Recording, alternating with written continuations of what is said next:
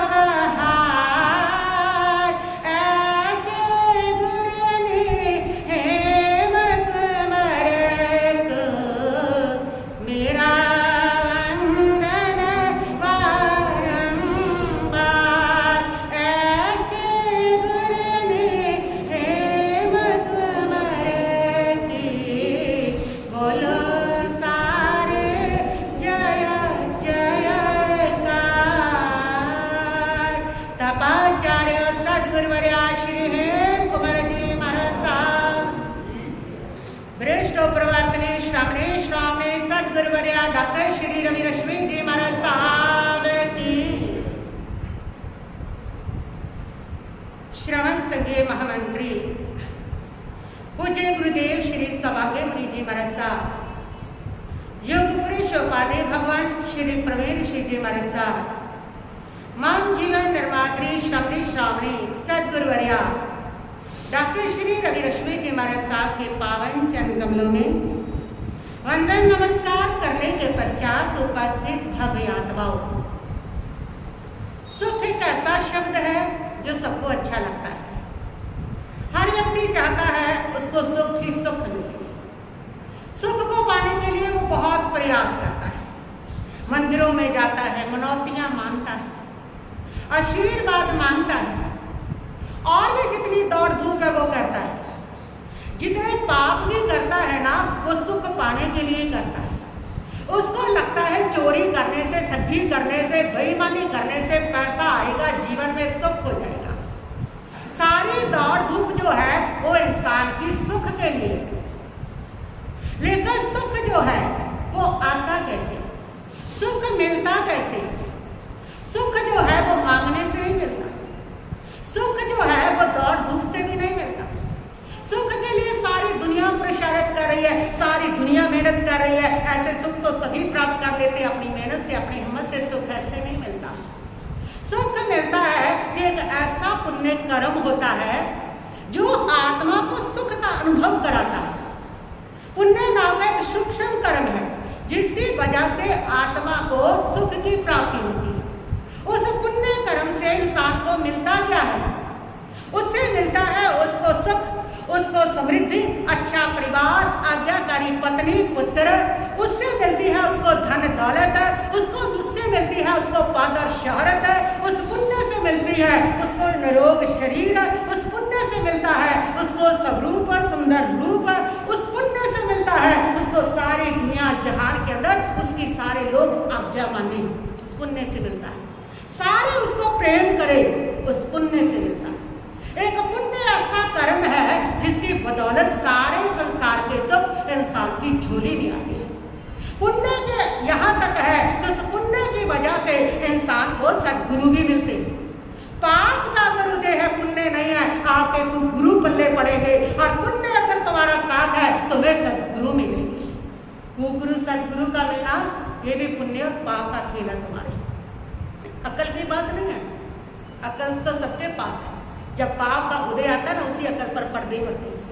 और जब पुण्य का उदय आता है तो पागल भी समझदार के काम कर जाते हैं। इसलिए बड़ा गजब का है पुण्य का कर्म और पाप का कर्म। और ये पुण्य की बदौलत ही आपको सच्चे सदगुरु मिलते हैं। पुण्य की बदौलत से आपको धर्म मिलता है, आपको सही मार्ग मिलता है, आपके जीवन में सारे गुण आते हैं। जितने भी है वो सारे किससे आते हैं? पुण्य से आते हैं। और पाप जितने दुख है, जितनी बीमारी, जितने झगड़े हैं, जितनी परेशानियां हैं, जितनी दुर्घटनाएं हैं, वो सारी किससे होती हैं? पाप से होती है। तो सभी लोग चाहते हैं सुख तो जीवन में आए, लेकिन पुण्य करना बड़ा कठिन है। पुण्य करना मुश्किल है सब लोगों के लिए, लेकिन जो कठिन है उसी से पाया जाता है। पाप करना आसान है, सारा दिन पाप होता है, लेकिन पाप का परिणाम भोगना कठिन है। पुण्य करना कठिन है, लेकिन पुण्य का फल खाना बड़ा सुखदायक है, बड़ा आनंददायक है। तो पुण्य की बदौलत व्यक्ति को ये सब मिलता है। कहते हैं कि टालस्टॉय नाम के एक संत हुए हैं। उस संत से एक व्यक्ति ने पूछा था कि हमें ये समझाइए कि पुण्य से व्यक्ति को क्या फल मिलता है और पाप से क्या फल मिलता है, क्या भोगता है इंसान? पुण्य करता है, पाप करता है। ये कहता है मैं उपदेश नहीं दूंगा, मैं ग्रंथ नहीं पढ़ाऊंगा, मैं आपको आगम भी नहीं पढ़ाऊंगा, मैं आपको सीधी सीधी बात बताता हूँ। और वो देखता है कि सामने से एक डोली आ रही है। उस डोली में एक महाराजा बैठा है, शान से 4 कहार उसको उठा के चल रहे हैं। पसीनों पसीनी है, नथ पत है, थके हुए हैं। वो कहता है वो देखो सामने जो डोली के बीच में आराम से बैठा है, जिसको 4 लोगों ने उठाया हुआ है, वो पुण्य का फल भोग रहा है। और वो जो 4 लोग उसको कंधे पे उठा करके पसीनों पसीनी हो रहे हैं, मेहनत कर रहे हैं और इस प्रकार दुख भोग रहे हैं, वो पाप का फल भोग रहे हैं। सामने आप जितने दुखी है, विकलांग आश्रम में जाके देख लो, अंधे आश्रम में जाके देख लो, जितने दुखी है ये सब पाप के फल हैं। जितने सुखी है वो सारे किसके फल हैं? वो सारे पुण्य के फल। तो पुण्य है क्या? जो पुण्य है वो आपकी आत्मा का नेटवर्क रिचार्ज प्लान है और कुछ नहीं। उसको रिचार्ज करना है, नेटवर्क, आत्मा के नेटवर्क, वो पुण्य है आपका। पुण्य जो है उसको आपको समझना पड़ेगा, क्योंकि सभी लोग चाहते हैं पुण्य हम भी कर ले। बहुत सारे लोगों के मन में आम ही होता है कि चलो हम भी पुण्य करते हैं, पुण्य कर ले। पुण्य पाप शब्द आप बड़े आराम से जानते हैं, लेकिन वास्तव में पुण्य क्या है जिसका फल आपको सुखद रूप में मिल जाए, वो पुण्य क्या है उसको आपको समझना पड़ेगा। अब लोग क्या करते हैं, चोरी कर ली, ठगी कर ली और उसके बाद सोचते हैं कि तीर्थ कराएंगे पुण्य हो जाएगा। बेईमानी करके भगवान को बीच में 1000 रुपए का 10वां से निकाल देंगे और हमारा क्या हो जाएगा? पुण्य हो जाएगा। ये करते हैं ना, है ना? इसको आप पुण्य समझ रही हो। तो ये जो पुण्य है, आपका पुण्य है क्या? पुण्य जो है वो भी आपका पेटीएम कैशबैक नहीं है कि आप गुनाह भी करो और आपको मुफ्त में मिल भी जाए। कहते हैं कि एक माता जी थी, वो रोज मंदिर में जाती थी और जा करके घंटा बजाती, भगवान को 2 रुपए के पतासे भी चढ़ाती, तिलक भी करती, पूजा भी करती, प्रार्थना भी करती। और प्रार्थना के बाद वो कहती थी कि प्रभु मेरा पोता पास हो जाए, मैं सोने की छतरी चढ़ाऊंगी। रोज प्रार्थना करती थी। भगवान तो सुन के आश्चर्यचकित हो गए, स्तब्ध रह गए कि ये माता जी मतलब कि अगर पास होगा तो चढ़ाएगी, एडवांस में कुछ नहीं है, यानी कि यूपीआई ट्रांजैक्शन भी नहीं कर रही है ये तो। मतलब बात साफ है कि जो आपकी सच्ची भावना से, जो आप निष्काम भावना से पहले कर्म करते हैं वो पुण्य है। जो लाभ के बाद सौदा करते हैं वो पुण्य नहीं, वो आपका सौदा है। जो आप लाभ के बाद कर रहे हैं कि ये मिलेगा तो हम ये करेंगे, वो पुण्य में नहीं आता, वो आपका सौदा है। आपने लिया और उसके बदले में थोड़ा दे दिया, और उस सौदे में भी आप नीचे ही हैं, क्योंकि आपने लिया 90% और दिया 10%, उसमें भी आप कर्जे में बोझ गए, वो पुण्य नहीं होगा। और सारी दुनिया इसी को पुण्य समझ रही है कि सौदा कर रही है भगवान से, सौदा कर रही है धर्म से, सौदा कर रही है भाग्य से, और उसके बाद उसमें निकाल करके समझ रही है क्या कर रहे हैं, हम पुण्य कर रहे हैं।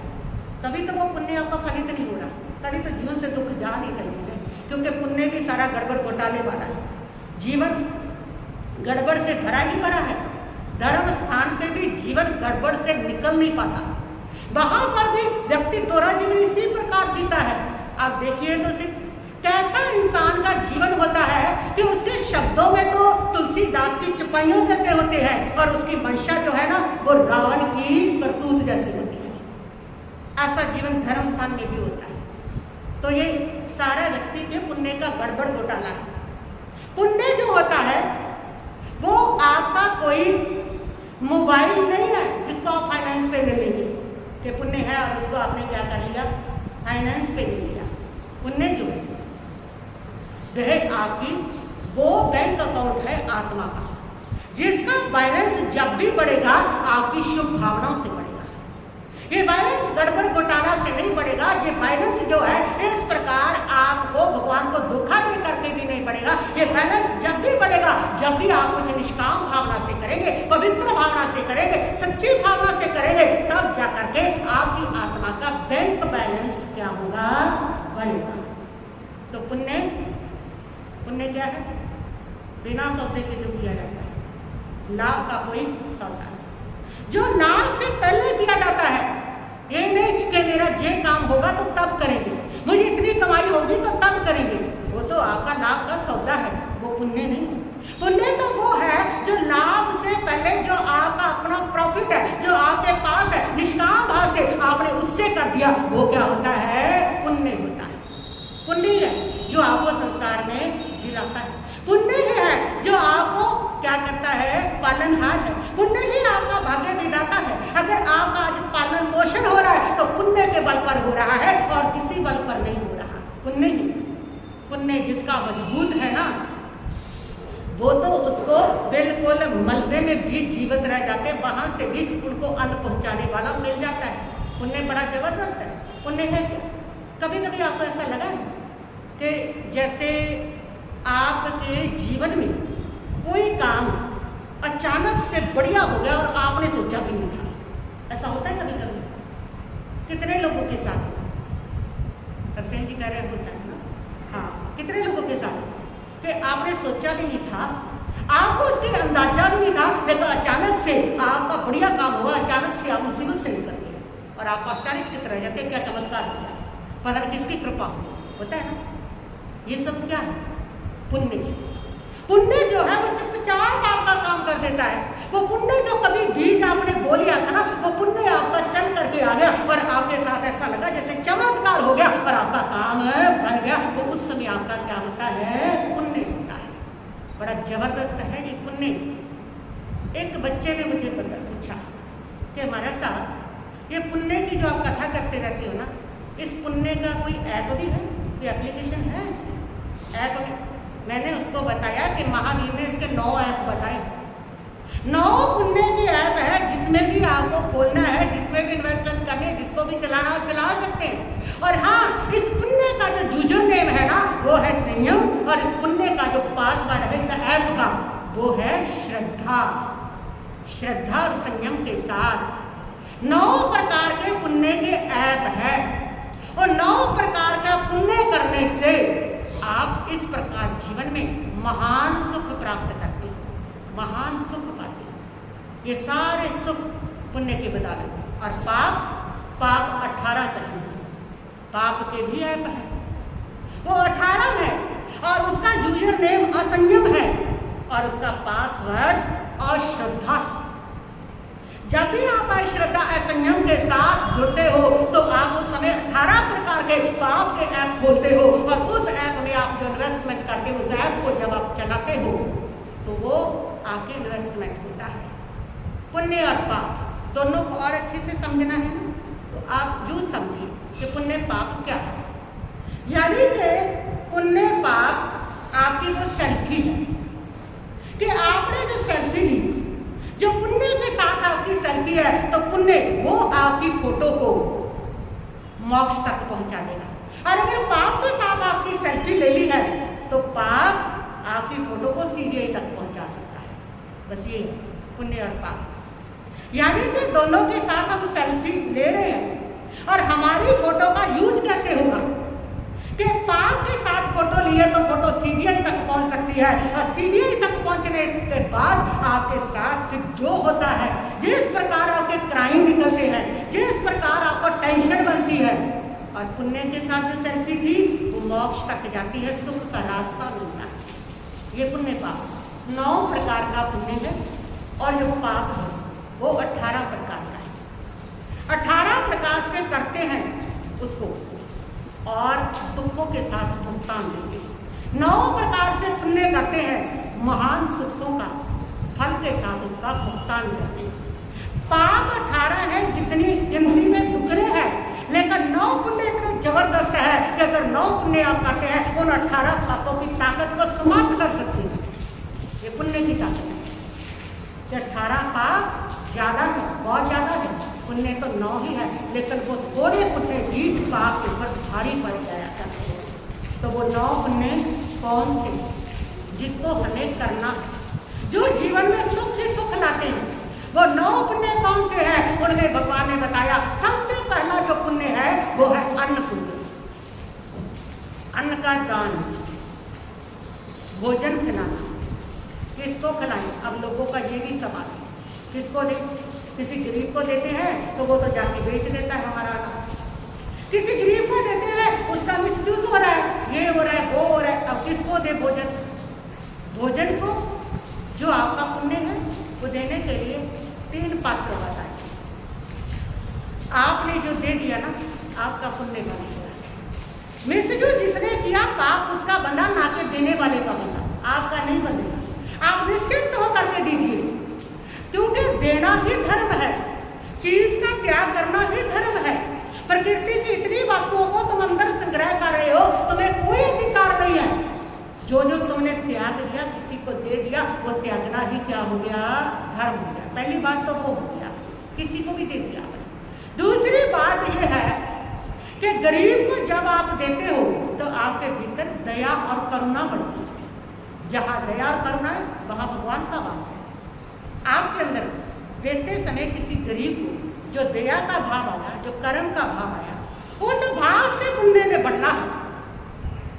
वस्तु देने से पुण्य नहीं बढ़ता, याद रखना। किसको दी है इससे भी पुण्य नहीं बढ़ता। पुण्य बढ़ेगा आपके भाव से।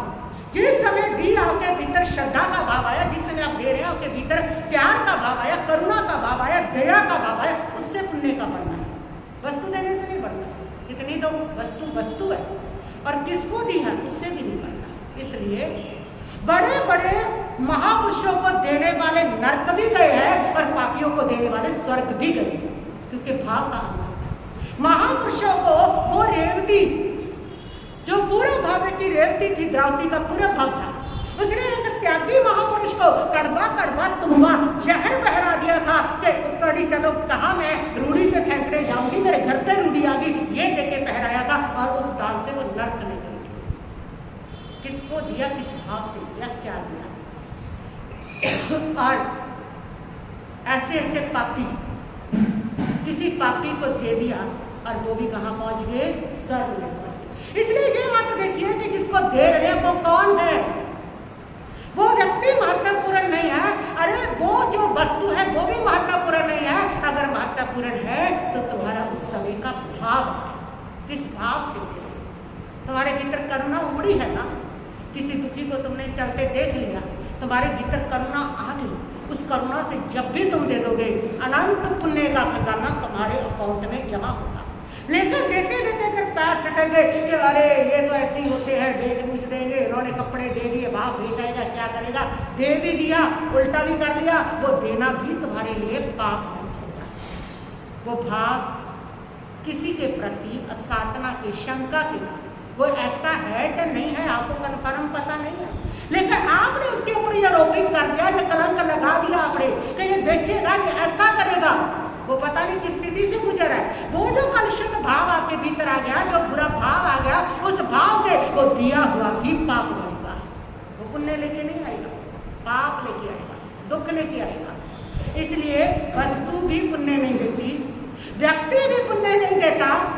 पुण्य देता है तो देते समय जो आपका भाव आया, उस भाव को कभी मत बिगड़ने देना। किसी दुखी को देखा, देख के भाव आ गया ना, मैं इसको दे दूँ, उस समय दूसरा भाव क्यों लाते हो, तो ये तो ऐसे ही होते हैं, ये तो बेच देंगे, ये तो ऐसे ही करते हो, क्यों उस दे करके भी उस पाप को बांधते हैं। पहले वाले भाव को रखो जो देते समय आया कि ये बेचारा कोई दुखी बैठा है और बेचारा गरीब है, भूखा है, चलो मैं इसको दे दूँ, उस भाव को मत पलटने दो, वही पुण्य। पहला पात्र है जो आपको दीन दुखी को देना पुण्य। दूसरा है आपका सहधर्मी भाई। अगर आपके ही जाति का, आपके ही धर्म का कोई व्यक्ति भूखा है, कोई दुखी है, कोई गरीब है, उसकी सहायता करना वो भी पुण्य का ही बंद करना है। ये मत सोचो कि इनको देने का क्या करेंगे, तो हमारी जात बराबरी की किसी गरीब को दे दिया, ये मत सोचो, उसको भी उतना ही पुण्य। पुण्य का मतलब है किसी के दुख का निवारण करने के लिए आपके भाव खड़े हो जाए, उससे पुण्य होता है, किसी का दुख दूर करने के लिए। तो तीसरा जो है वो है साधु महात्मा जब घर पर आते हैं, उस समय श्रद्धा के साथ उनके पात्रों में आप जो देते हो वो उत्कृष्ट पुण्य है। इन सब पुण्यों से ऊपर जबरदस्त पुण्य है किसी साधु महात्मा के पात्र में जाना। हमारे आगमों में तो यहाँ तक लिखा है कि जब एक जैन संत तुम्हारे घर आता है ना, तो 36 प्रकार की रिद्धि, उसका इतना बड़ा पुण्य, त्याग का पुण्य तुम्हारे घर पे आता है। तुम्हारे घर वो खाली लौटता है तो 36 प्रकार की रिद्धि समझो खाली तुम्हारे घर से आज चली गई है, तुम्हारे भाग्य से, तुम्हारे पुण्य से चली गई। वो त्याग का इतना पुण्य लेकर के, त्याग का पुण्य लेकर के, धर्म का पुण्य लेकर के पहुंचता तुम्हारे अंदर। इसलिए कोई साधु महात्मा आए खाली मत जाने देना, चाहे 2 चम्मच चीनी दे देना, चाहे एक बिस्कुट दे देना, प्रार्थना करना, खाली मत लौटो, हमारा भाग्य रूठ जाएगा, ग्रंथों की बात। इसलिए सबसे बड़ा पुण्य देखती हूँ कि जैन लोगों को ये बड़ा गौरव मिला है कि उनको त्यागी संत मिले, उनके घर से जो रोटी लाते हैं और अपना पुण्य छोड़ के आते हैं। इसीलिए आज जैन समाज छोटा सा होकर के भी समृद्ध समाज है, समृद्ध समाज है। अगर किसी के पास समृद्धि नहीं है, निश्चित है कि वो ये श्रद्धा नहीं रखता होगा, वो इस प्रकार श्रद्धा की गोचरी नहीं देता होगा। जिन घरों में श्रद्धा की गोचरी साधु संत को जा रही है, वो सारे आप जाकर के देखिए, पूरे भारत में आप रिकॉर्ड उठाइए, जैन समाज सबसे समृद्ध समाज है। चंद लोग अगर किसी की बुद्धि बिगड़ गई बोला बुला, लेकिन अगर श्रद्धा के साथ जुड़ा हुआ है, त्यागी संत है जैन समाज के पास, उस बल पर इनको समृद्धि पाई। आज सबसे ज्यादा टैक्स पूरे भारत में अगर किसी का जा रहा है तो जैन समाज का जा रहा है। ये नहीं है कि ईमानदारी के कारण जा रहे हैं, ये है कि अमीरी इतनी है, पैसा इतना है कि बचाने के बाद भी सबसे ज्यादा टैक्स किसका जा रहा है? जैन समाज का जा रहा है। सबसे अमीर लोग जितने भी, ये टाटा है सब जैन है, ये सबसे अमीर लोग जितने जितने बड़े हैं ये सब जैन है। उसका कारण ही एक त्यागी संत लोगों को मिले हैं जो इनके घर से गोचरी लाते हैं और अपने धर्म पुण्य का महान पुंज, त्याग का महान पुंज उसके आवेश में वहां पर छोड़ करके आ जाते हैं, जिसके बल पर इनको समृद्धि प्राप्त होती है। तो सबसे बड़े सुपात्र दान आगमों में अगर कोई कहा तो वो संत को ही कहा है कि सौभाग्य है तुम्हारा कि श्रद्धा के साथ, आस्था के साथ संत के पात्रे में अगर तुम्हारी गोचरी चली गई, और ये ऐसा पुण्य है कि तुम्हारे जन्म जन्मांतर के दुर्भाग्य को दूर कर देता है। एक कहानी आती है छोटी सी, वैसे तो बंद करने लगी, फिर कभी सुनाऊंगी, सुना दी छोटी सी। शालीभद्र जी इतने अमीर सेठ थे, उनकी 32 महारानियां, इतनी समृद्धि कि राजा के पास भी उतनी धन दौलत, इतने सुंदर, इतने कोमल, ऊपर से नीचे उतर के आने में पसीना आ जाता था। और एक बार राजा के यहाँ एक व्यापारी आया था, 4 रत्न कंबल ले गया, 1 करोड़ का एक कंबल है, रत्न लगे हुए हैं। महारानी को लेने के लिए कहा, राजा ने डिनाई कर दिया कि ये कंबल नहीं खरीद सकते हैं, मेरे खजाने ने इतना बोझ मैं नहीं डाल सकता। और वो दोनों व्यापारी निंदा कर रहे, कैसा राजा है श्रेणी के कंबल नहीं खरीद सका। शालीभद्र की माँ ने सुना, उस व्यापारी को अंदर बुलाया और बोली कि कितने कंबल है, कितने का है? 1 करोड़ का है, 4 कंबल लेके आए हैं, लेकिन राजा खरीद नहीं सका। उसको लगा मेरे देश की बदनामी है, मेरे राज्य की बदनामी है। उसने कहा जितने भी कंबल है जहाँ कर लेता, कितने चाहिए? उसने कहा शालीभद्र की माँ 32 हो गए, 32 कंबल चाहिए, 32 करोड़ दे देंगे। और वो कहता है मेरे पास तो 4 ही होता था, 4 करोड़ के 4 कंबल खरीद। 32 बहुओं को चारों के टुकड़े टुकड़े करके एक छोटा छोटा परना बना के बहुओं को दे दिया, और उन बहुओं ने एक एक बार उन कंबलों से मुंह हाथ पोंछा, रूढ़ी पर फेंक दिए। रोज ही एक बार जो कपड़े पहनते थे दोबारा नहीं, एक बार जो चांदी सोने के बर्तनों में खाते थे दोबारा नहीं, उसको दान करते थे। इतनी समृद्धि, इतना भैभव था उनके पास। और वो वहां पर एक जमादारनी ने उनको चमकते हुए कंबलों को दे के उठा लाई, जोड़ करके शाल बना लिया, और शाल बना करके राजा के महल में काम करने के लिए दी। रानी ने देखा, हैरान रह गई कि जो कंबल राजा ने खरीद सका ये मेरे नगर में किसने खरीदा। और पूछा तो पता चला शालीभद्र की माँ ने 4 के 4 खरीदे, और बहुओं ने एक बार यूज करके उसको फेंक दिया। ऐसी समृद्धि, ऐसी अमीरी राजा बना गया। राजा श्रेणी खुद गया उसके घर में और जा करके देखने के लिए कैसी समृद्धि, कैसा हुआ है, और उनकी समृद्धि देख के वो हैरान रह गया। और राजा श्रेणी महावीर के पास क्या पूछने के लिए, इतनी धन दौलत, इतना सुख, इतनी समृद्धि, कौन सा पुण्य किया जो मेरे पास भी नहीं है? महावीर ने बताया, पूरा भावे ये शालीभद्र एक गरीब गो वाला का बालक था, नाम था इसका संगम।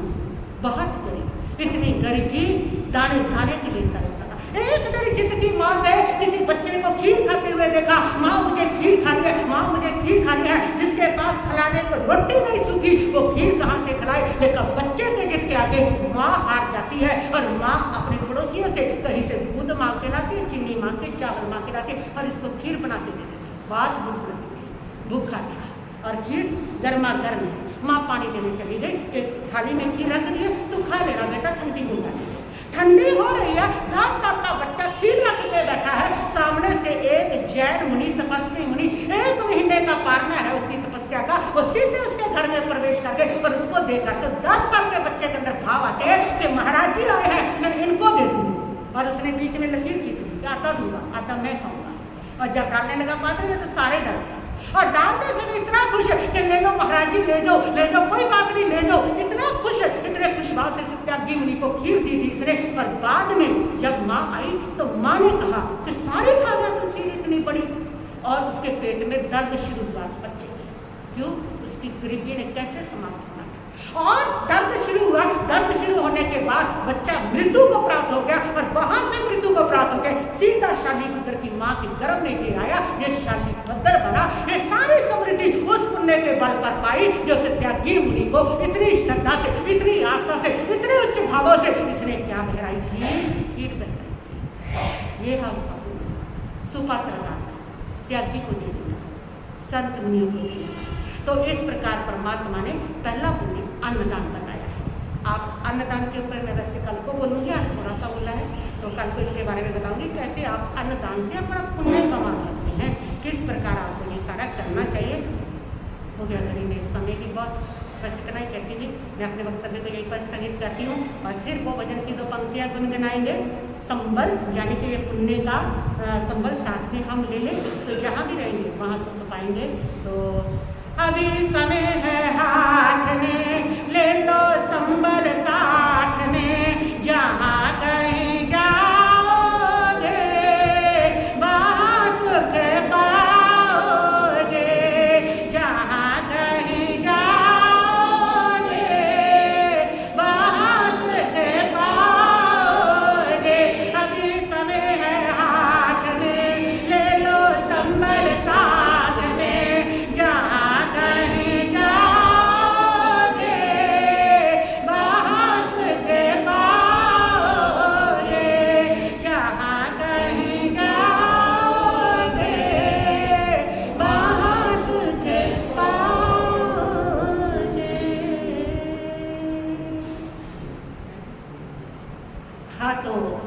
जैसे कि आप लोगों को पता ही है कि आपके यहाँ पर जो प्रवचन है वो शुरू हो चुके हैं, चतुर्मास प्रारंभ हो गया है। तो मैं जरूर ये चाहूँगी कि आप सब लोग प्रेरणा दे दें, तो मैं उसकी ड्यूटी आपको लगाना चाहती हूँ कि कल का 5-5 लोग टारगेट रखेंगे, बाकी प्रेरणा देंगे। 2-3 आए तो घबराहट भी ना माने, कोई बात नहीं, आपका पहला दिन होगा। तो जिनकी मैं ड्यूटी दे रही हूँ उन ड्यूटियों में आप रहेंगे। ओम प्रकाश भाई साहब कल जा रहे हैं, चलो। तो दूसरे हैं हमारे बीच में अंग्रेज भाई साहब, उन्हें महाराज अंग्रेज पे बहुत कृपा करते हैं। तो हाँ अंग्रेज भाई साहब, आपकी ड्यूटी 5 लोगों को प्रेरणा देके लानी है आपको। और उसके साथ जो दूसरा नंबर आता है वो विक्की, तुम्हारी ड्यूटी रहेगी आपकी। और बहनों में किनकी लगाऊँ? तुम्हारा क्या नाम है? उषा जी है। उषा जी की ड्यूटी तो देखिए महाराज दे रहे हैं। उषा जी की ड्यूटी है कि कल को प्रेरणा दीजिए 5 लोगों को, अपना टारगेट पूरा करेंगे। दूसरी ड्यूटी सुमन की है। सुमन पीछे बैठी है तो अपने गले में अपने बेटे को सतीश भाई साहब भी नहीं आए मेरे घर, उनको लेके आएगी और बाकियों को नहीं कहेंगे। तो इस प्रकार आप अपने धर्म बनाने की भी ड्यूटी निभाएंगे। अब गुरु जी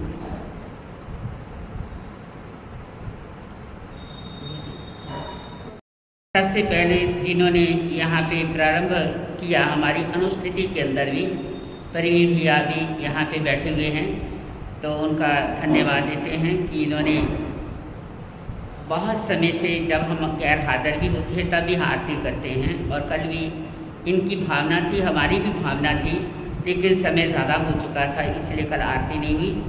आरती प्रतिदिन करने का अवश्य प्रयास करते रहेंगे सुबह के समय, और शाम के समय भी जो आरती है वह लगभग 6:45 बजे जो है होती है। आप उसके अंदर भी उपस्थित हो सकते हैं। ओम जय गुरनी मैया श्री हेम कुंवर मैया, चरण शरण में आए, चरण शरण में आए, पार करो नैया। ओम जय गुरनी मैया रामा नगरी आपने जन्म लिया,